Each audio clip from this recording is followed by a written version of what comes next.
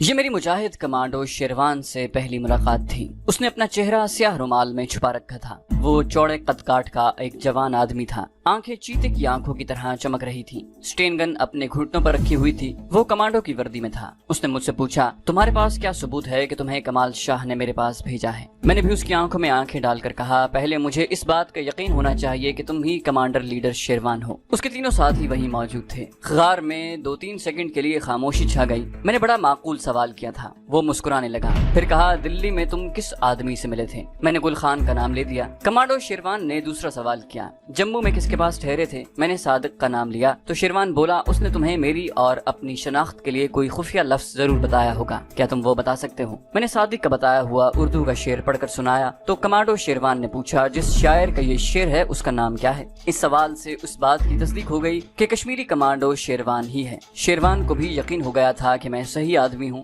और मुझे कमाल शाह साहब ने ही गुल खान और जम्मू वाले सादिक साहब की रहनुमाई में उसके पास भेजा है। कमांडो शेरवान मुस्कुराते हुए बोला, मुझे तो यकीन हो गया है कि तुम अपने आदमी हो। मेरा ख्याल है कि तुम्हें भी यकीन आ जाना चाहिए कि तुम कमांडो शेरवान के सामने बैठे हो। मैंने मुस्कुराकर कहा, जी हाँ, मुझे यकीन आ गया है। अब किसी शक व शुबे की गुंजाइश नहीं है। कश्मीरी कमांडो शेरवान ने उठकर मुझसे मुसाफा किया, फिर गले मिला और अपने साथियों से कहा, तुम लोग अपनी अपनी ड्यूटी पर जाओ और हमारे लिए चाय भिजवा दो। अब गार में मैं और कमांडो शेरवान दोनों अकेले थे। मेरी जेब से इंडियन सीक्रेट पुलिस का खास नंबर वाला जो कार्ड निकला था, वो कार्ड और स्प्रो टैबलेट बम की गोलियों वाला लिफाफा कमांडो शेरवान के हाथ में था। उसके मुजाहिद मेरी तलाशी लेने के बाद ये चीजें उसके हवाले कर चुके थे। कमांडो शेरवान ने स्प्रो की गोलियों को देखकर कहा, ये तो सर दर्द की गोली है, मगर ये कार्ड पर किसका नंबर लिखा हुआ है? मैं कश्मीरी कमांडो शेरवान से इन चीजों का राज नहीं छुपा सकता था। मैंने दोनों बातों की असल हकीकत बता दी। इंडियन सीक्रेट पुलिस के खुफिया नंबर वाला कार्ड देखकर वो खुश हुआ, कहने लगा, ये नंबर बहुत काम आ सकता है।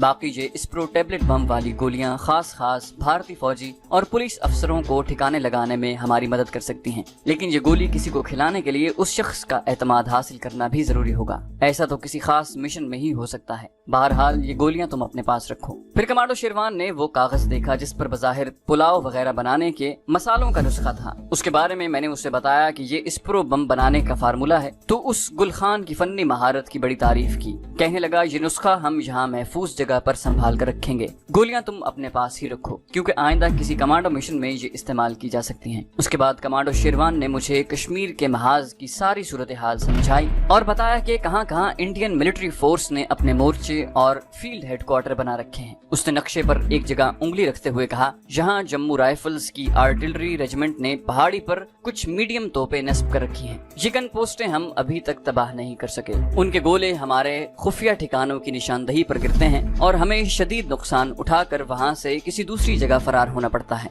इन तोपों की शेलिंग से कई बार हमारे एमुनेशन के जखीरे भी तबाह हुए हैं। मैंने पूछा, इंडियन फौज को आप लोगों के खुफिया ठिकानों का कैसे पता चल जाता है? आप इसका सद्देबाब क्यों नहीं करते? कमांडो शेरवान बोला, मिलिट्री इंटेलिजेंस के आदमी सफेद कपड़ों में मुसलमानों का भेस बदल कर सारी वादी में फैले हुए हैं। किसी न किसी तरह उन्हें हमारे खुफिया ठिकानों का सुराग मिल जाता है और इन पहाड़ियों पर लगी हुई तोपें वहाँ गोलाबारी शुरू कर देती हैं। मैंने उसे कहा, आप लोग इन गन पोस्टों के अकब में जाकर अपना खुफिया ठिकाना क्यों नहीं बना लेते? कमांडर शेरवान कहने लगा, ऐसा हम कर तो सकते हैं, मगर इस तरह हम अपने महाज से बहुत दूर हो जाएंगे। हमें यहाँ रहकर इंडियन फौज के कैनवॉय पर भी अटैक करना होता है ताकि वादी में मुकीम डोगरा रेजिमेंटों को सप्लाई न पहुँच सके। हम इस वादी में किसी जगह छुपे रहने पर मजबूर हैं और ये सारी वादी और उसकी पहाड़ियाँ इंडियन आर्टिलरी रेजिमेंट की तोपों की जद में हैं। इन तोपों को तबाह करने के लिए हमारी कई कमांडो पार्टियां रात को जा चुकी हैं, मगर कामयाबी नसीब नहीं हुई। हमारे कई जवान शहीद हो चुके हैं। हमें हर हालत में इन तोपों को खामोश करना है। एक मुजाहिद हमारे लिए चाय लेकर आ गया। ये कश्मीरी सब्ज चाय थी, साथ 2 प्यालियां और नमकीन कुलचे भी थे। ये नमकीन कुलचे छोटे साइज के थे और मैंने पहली बार खाए।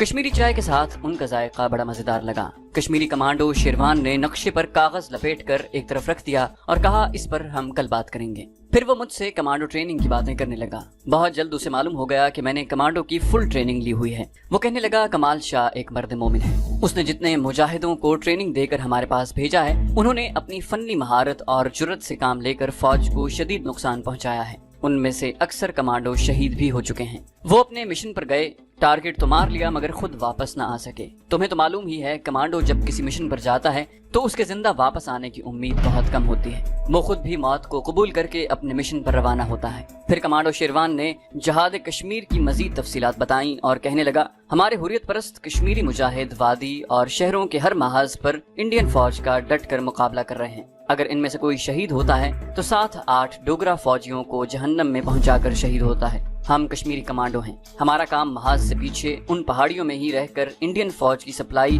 कैनवॉय, उसके एमुनिशन डिपोओं और दूसरी फौजी तंसीबात पर कमांडो अटैक करके उन्हें तबाह करना है। लेकिन इंडियन आर्टिलरी की ये तोपें हर जगह वादी में हमारा पीछा करती हैं। हमें किसी एक जगह बैठकर किसी मिशन की स्कीम तैयार नहीं करने देती। इस हाइड आउट में आए हुए हमें ज्यादा अरसा नहीं हुआ। अभी तक इंडियन मिलिट्री इंटेलिजेंस को हमारे इस हाइड आउट का सुराग नहीं मिल सका। जैसे ही किसी जासूस ने इस पहाड़ी की निशानदही की, यहाँ तोपों की शेलिंग शुरू हो जाएगी। हमारे लिए सबसे बड़ी प्रॉब्लम यह है कि हम इन पहाड़ियों के अलावा और किसी तरफ नहीं जा सकते, क्योंकि जम्मू से श्रीनगर जाने वाली सड़क इन्हीं पहाड़ियों से गुजरती है और मिलिट्री सप्लाई और एमुनिशन लेकर फौजी ट्रक इसी सड़क पर से गुजरते हैं, जिन्हें हमें हर हालत में तबाह करना होता है। हम चाय भी पीते रहे और साथ साथ बातें भी करते रहे। कमांडो शेरवान की ज़बानी मुझे जहाद कश्मीर की तकरीबन हर महाज की तफसील मालूम हो गई। कमांडो शेरवान ने कहा, फायरिंग के वक्त सिर्फ 4 तोपें पॉइंट आउट हुई हैं और ये जुनूबी पहाड़ की ढलवान और चोटी पर फासले फासले पर नस्ब हैं। मैं सुबह के वक्त तुम्हें ये जगह दूर से दिखाऊंगा। हमारी जितनी कमांडो पार्टियां इन तोपों को तबाह करने गई हैं, उनमें से सिर्फ एक मुजाहिद शदीद जख्मी हालत में किसी न किसी तरह वापस आने में कामयाब हुआ है। हमारे कई जवान कमांडो वापस नहीं आ सके, या तो वो शहीद हो गए या उन्हें भारतीय फौज ने पकड़ लिया। जो जख्मी मुजाहिद वापस आने में कामयाब हुआ था, उसने बताया है कि वो सिर्फ एक तोप के बंकर तक ही पहुंच सका था। ये तोप सीमेंट की मोटी दीवार के अंदर लगी हुई है और वहीं मशीन गन पोस्ट भी है, जो जरा से शक पड़ने पर अंधाधुंध गोलियों की बौछारें मारने लगती है। रात के 10 बजे मैंने कश्मीरी कमांडो लीडर शेरवान के साथ खाना खाया और वहीं पड़कर सो गया। दूसरे रोज काफी दिन चढ़े उठा। मेरे कई दिन की नींद पूरी हो गई थी। कमांडो चाहे जितना ही फौलाद का आदमी क्यों ना हो, एक वक्त आता है कि उसे भी अपनी नींद पूरी करनी होती है और अपने जिस्म की तवानाई बहाल करनी होती है। कमांडो लीडर शेरवान रात को 3 आदमियों के साथ किसी मिशन पर गया हुआ था। वो दोपहर के वक्त वापस आया। उस वक्त हल्की हल्की बारिश हो रही थी, सर्दी अच्छी खासी थी। कमांडो ने मुझे बताया कि उसे खबर मिली थी कि इंडियन आर्म्स ब्रिगेड का एक कैनवॉय गुजरने वाला है। हम सारी रात एक जगह घात लगाकर बैठे रहे मगर कैनवॉय नहीं आया। मालूम होता है शेड्यूल में कोई तब्दीली हो गई होगी। तुम सुनाओ, रात अच्छी तरह से गुजरी? आओ बैठकर कुछ खा पी लें, फिर नए मिशन पर बात करते हैं। हमने खुफिया गार में बैठकर खाना खाया। उस वक्त वादी कश्मीर के आसमान पर बादल छाए हुए थे और हल्की बारिश का सिलसिला जारी था। खाना खाने के बाद कश्मीरी कमांडो लीडर शेरवान ने कहा, तुम्हें ये लिबास तब्दील करना चाहिए, यहाँ मौसम सर्द है। उसने मेरे लिए कमांडो की नई वर्दी मंगवाई। ये कोई खास वर्दी नहीं थी। गहरे खाकी रंग की गर्म पतलून, गर्म कमीज और गर्म जैकेट थी। सर पर मैंने कश्मीरी हुर्रियत परस्त कमांडोज की तरह स्याह रुमाल बांध लिया, मगर कमांडो शेरवान की तरह मैंने अपने मुंह को न ढांपा। जिस वक्त शेरवान को यकीन हो गया था कि मैं उनका अपना आदमी हूँ, तब उसने अपने मुंह के आगे से स्याह कपड़ा हटा दिया था। अब उसने भी सिर्फ अपने सर पर स्याह रुमाल बांधा हुआ था। हमने जोहर की नमाज गार में ही पढ़ी। नमाज के बाद हमने आजादी कश्मीर के लिए खुदा के हुजूर खुसूसी दुआ मांगी। गार के अंदर अंधेरा होने की वजह से लालटेन हर वक्त रोशन रहती थी। कमांडो शेरवान ने जेब में तह किया हुआ नक्शा निकाल कर अपने घुटनों पर फैलाया और भारतीय फौज ने जो जुनूबी पहाड़ पर तोपें लगा रखी थी, उनकी पोजीशन मुझे समझाने लगा। अभी उसको गुफ्तगू शुरू किए हुए 1 ही मिनट हुआ था कि हमें गार के बाहर एक खास किस्म की सीटी की आवाज सुनाई दी। हम दोनों समझ गए कि ये दुश्मन के तोप के गोले की आवाज है, जो अभी हमारे ऊपर आकर गिरेगा। मगर हम पहाड़ी के अंदर थे। इतने में गार के बाहर धमाका हुआ। उसके बाद गोलाबारी शुरू हो गई। गोले हमारे गार के इर्द गिर्द फट रहे थे। कमांडो शेरवान और मैं गार से बाहर निकल आए। हमारे दूसरे हुर्रियत परस्त कश्मीरी कमांडो साथी एक जगह से एमुनिशन के बक्स निकाल कर गार के अकबी पहाड़ी की तरफ दौड़ दौड़ कर ले जा रहे थे। सारी वादी तोपों की गोलाबारी से गूंज रही थी। कमांडो शेरवान ने कहा, मालूम होता है दुश्मन को खबर मिल गई है कि हमारा नया हाइड आउट कहीं इस पहाड़ी में है। जल्दी से पीछे की तरफ निकलो। उन्होंने दूसरी जगह पहले से चुन रखी थी। ये वहाँ से दूर एक पहाड़ी के पीछे जो चट्टानें थीं, वहाँ एक बहुत बड़ी चट्टान के अंदर वाला कुदरती गार था। उसके आगे से तेज रफ्तार पहाड़ी नदी गुजरती थी। चट्टान के गार तक जाने के लिए एक खुफिया रास्ता था। हम तोपों की गोलाबारी में वहाँ से अपना सारा असलहा और एमुनिशन निकाल कर नई जगह पर ले आए। जुनूबी पहाड़ की ढलान और चोटी पर लगी हुई भारतीय आर्टिलरी की 4 तोपें वक्फे वक्फे से पहाड़ी पर एक ही जगह गोले फायर करती रही। हमारा कोई कश्मीरी मुजाहिद न जख्मी हुआ न शहीद। नए चटानी गार में आकर शेरवान ने कहा, ये ड्रामा हमारे साथ पिछले कई महीनों से खेला जा रहा है। आसपास वादी में चरवाहों और किसानों के भेष में फिरते भारतीय मिलिट्री इंटेलिजेंस के जासूसों को जरा हमारे ठिकाने का सुराग मिलता है तो ऊपर की पहाड़ियों से इस मकाम पर शेलिंग शुरू हो जाती है। भारतीय फौजी इस तरह खुद आकर छापा मारने से घबराते हैं। एक बार हमारे दूसरे महाज पर वो ऐसी गलती कर बैठे थे। हमारे हुर्रियत पसंद मुजाहिद हाइड आउट्स में पहले से तैयार बैठे थे। इंडियन फौज की प्लाटून जैसे ही पहाड़ी जंगल में दाखिल हुई, उन पर चट्टानों और दरख्तों के पीछे से गोलियों और ग्रेनेडों की बारिश शुरू हो गई। एक भी भारतीय फौजी बचकर नहीं गया था। मैंने कमांडो शेरवान से कहा, मेरे साथ अपना एक कमांडो कर दो, मैं आज रात को ही ये तोपें तबाह करने के मिशन पर जाता हूँ। कमांडो शेरवान ने कहा, मैं खुद तुम्हारे साथ जाऊंगा। मैंने मुस्कुराकर कहा, कमांडर, एक महाज पर एक वक्त में सिर्फ एक ही जर्नैल को लड़ना चाहिए। तुम यहाँ पीछे रहोगे, कोई मुजाहिद मेरे साथ कर देना जो इन पहाड़ी रास्तों से अच्छी तरह वाकिफ हो, बाकी मैं संभाल लूंगा। बारिश भी हो रही है, खुदा करे कि ये बारिश रात भर जारी रहे। ऐसे खतरनाक कमांडो मिशन के लिए बारिश बड़ी फायदेमंद साबित होती है। नए हाइड आउट में आकर मैंने एक बार फिर नक्शे पर तोपों की पोजीशन का अंदाजा लगाया। उस वक्त ये तोपें शेलिंग कर रही थीं। मैंने एक टेकरी पर खड़े होकर सामने वाले पहाड़ की ढलान का गौर से मुशाहिदा किया। तोप जब गोला फायर करती है तो रात के वक्त उसमें से शोला निकलता दिखाई देता है, लेकिन दिन के वक्त सिर्फ धुआं निकलता है। ये दिन का वक्त था। मैंने देखा कि पहाड़ की ढलान पर 4 जगहों से गोले फायर हो रहे थे। इन चारों जगहों से फायर के बाद धुआं निकलता। मैंने अंदाजा लगा लिया था कि तोपें पहाड़ के चोटी से काफी नीचे एक लाइन में नस्ब की गई हैं और इन चारों के दरमियान मेरे हिसाब से ज्यादा 60-70 गज का फासला था, जो पहाड़ी जंगल होने की वजह से 100 गज भी हो सकता था। ये सारी बातें मैंने अपने जहन में बिठा ली थी और उसकी रोशनी में नक्शे पर कश्मीरी कमांडो लीडर शेरवान के लगाए हुए पेंसिल के निशानात देख रहा था। जब मैंने सारी पोजीशनें जहन में अच्छी तरह बिठा ली तो कमांडो लीडर शेरवान से कहा, मेरा ख्याल है हमें इसी वक्त अपने मिशन पर निकल जाना चाहिए। कमांडो लीडर शेरवान ने मेरे साथ एक कश्मीरी कमांडो कर दिया जिसका असल नाम कुछ और था। फर्जी नाम मैं जहांगीर बट रख देता हूँ।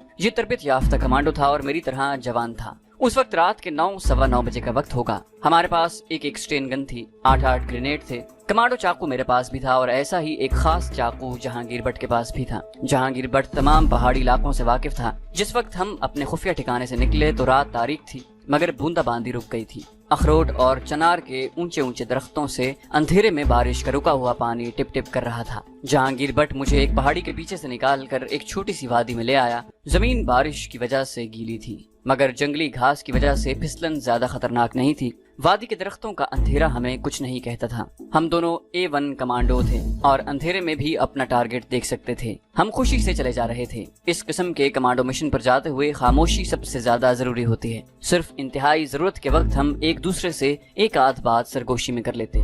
ज्यादातर हम अंधेरे में इशारों से काम लेते। हम वादी से निकल गए। अब वो पहाड़ हमारे सामने था जिसकी ढलान पर चोटी के करीब इंडियन आर्मी की किसी आर्टिलरी रेजिमेंट ने अपनी 4 मीडियम तोपें डिप्लॉय कर रखी थी और जो कश्मीरी मुजाहिदीन को खास तौर पर हुर्रियत परस्त कमांडोज को सख्त नुकसान पहुंचा रही थी। जहांगीर बट चलते चलते रुक गया। वो झुककर कुछ देखने लगा, फिर मेरे करीब होकर दबी आवाज में बोला, दोस्त हम ठीक रास्ते पर जा रहे हैं, मेरे पीछे पीछे चले आओ। हमने एक बरसाती पहाड़ी नाला अबूर किया। पानी हमारी पिंडलियों तक था, मगर बड़ा तेज रफ्तार। दूसरे किनारे पर जंगल का एक खुला तख्त आ गया। यहाँ कहीं कहीं अमूदी चट्टानें रात के अंधेरे में ऊपर को उठी नजर आ रही थी। जहांगीर बट इन जंगलाती पहाड़ी रास्तों का आदी था। हम चलते चलते एक खड्ड में उतर गए। ये खड्ड आगे जाकर एक तरफ मुड़ गई थी। वहाँ झाड़ियां ही झाड़ियां थीं। रास्ता पत्थरों से भरा हुआ था। खड्ड में हम काफी देर तक चलते रहे। उसके दोनों किनारे दीवारों की तरह ऊंचे थे। खड्ड से बाहर निकले तो चनार के दरख्तों के झुंड ऊपर को जा रहे थे। जहांगीर बट ने आहिस्ता से कहा, दोस्त यहाँ से खतरनाक एरिया शुरू होता है। ये उस पहाड़ी की ढलान है जहाँ तोपें लगी हुई हैं।